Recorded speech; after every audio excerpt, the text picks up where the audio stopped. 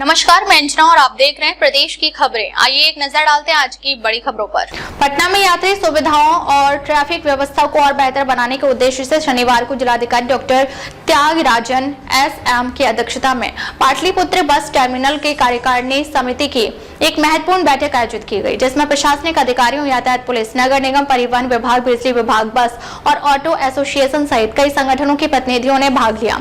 इस बैठक में पाटलिपुत्र बस टर्मिनल के सुचारू संचालन, ट्रैफिक मैनेजमेंट और यात्रियों की सुविधाओं को लेकर विस्तृत चर्चा की गई और कई अहम निर्णय लिए गए।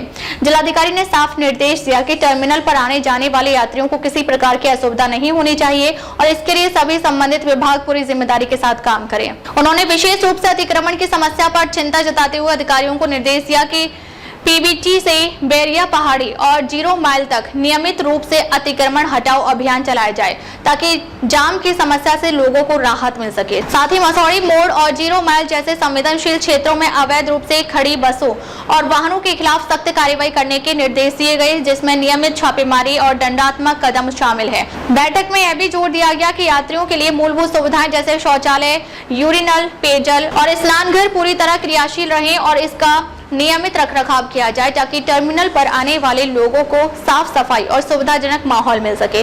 जिलाधिकारी ने ड्राइवर, डॉर्मिटरी और अन्य आवश्यक व्यवस्थाओं को भी दुरुस्त रखने का निर्देश दिया और कहा कि इन सुविधाओं की अनदेखी किसी भी हाल में बर्दाश्त नहीं की जाएगी। प्रबंधक सह सचिव द्वारा प्रस्तुत रिपोर्ट में टर्मिनल संचालन से जुड़े विभिन्न पहलुओं जैसे सीसीटीवी निगरानी, सुरक्षा व्यवस्था, साफ सफाई, पेयजल और अन्य सुविधाओं पर विस्तार से चर्चा हुई, जिस पर जिलाधिकारी ने संबंधित अधिकारियों को समयबद्ध कार्रवाई करने का निर्देश दिया।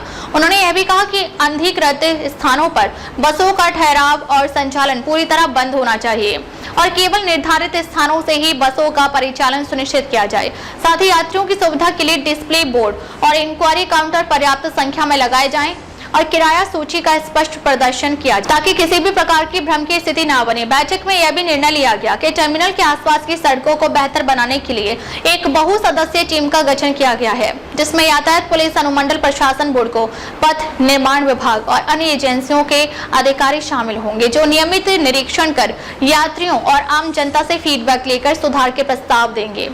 जिलाधिकारी ने कहा कि यह स्वयं भी संबंधित विभागों के उच्च अधिकारियों से समन्वय स्थापित कर विकास कार्यों को तेजी से आगे बढ़ाएंगे। बैठक के दौरान यह जानकारी भी सामने आई कि टर्मिनल परिसर में करीब 28 पुराने और खराब वाहन खड़े हैं, जिन्हें हटाने के लिए जिला परिवहन पदाधिकारी को 1 सप्ताह के भीतर कार्रवाई करने का निर्देश दिया गया, ताकि बसों के सुचारू संचालन में कोई बाधा न आए। इसके अलावा टर्मिनल के विस्तार के लिए प्रस्तावित 5 एकड़ भूमि के अधिग्रहण की प्रक्रिया को तेज करने के निर्देश दिए गए, जिससे भविष्य में यात्री सुविधाओं का और विस्तार किया जा सके। जिलाधिकारी ने यह भी कहा कि चूंकि टर्मिनल के पास ही मेट्रो स्टेशन और मेट्रो डिपो स्थित है, इसलिए यहां यात्रियों की संख्या अधिक रहती है। ऐसे में पार्किंग और ट्रैफिक मैनेजमेंट को और बेहतर बनाने की जरूरत है।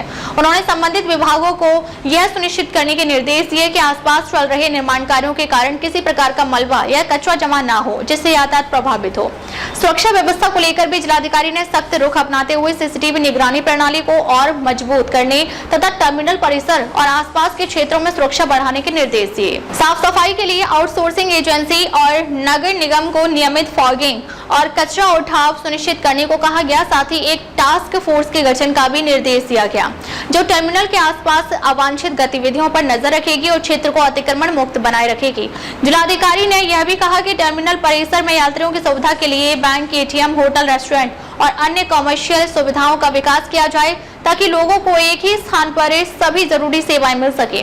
अंत में उन्होंने स्पष्ट किया कि बेहतर और सुरक्षित परिवहन व्यवस्था उपलब्ध कराना प्रशासन की सर्वोच्च प्राथमिकता है और इसके लिए सभी विभागों को समन्वय के साथ लगातार काम करना होगा, ताकि पाटलिपुत्र बस टर्मिनल न केवल पटना बल्कि पूरे क्षेत्र के लिए एक आदर्श परिवहन केंद्र बन सके। अब तक के लिए बस इतना ही, फिर मिलते हैं एक ऐसी ही बड़ी खबर के साथ। अब तक के लिए नमस्कार और देखते रहिए प्रदेश की खबरें।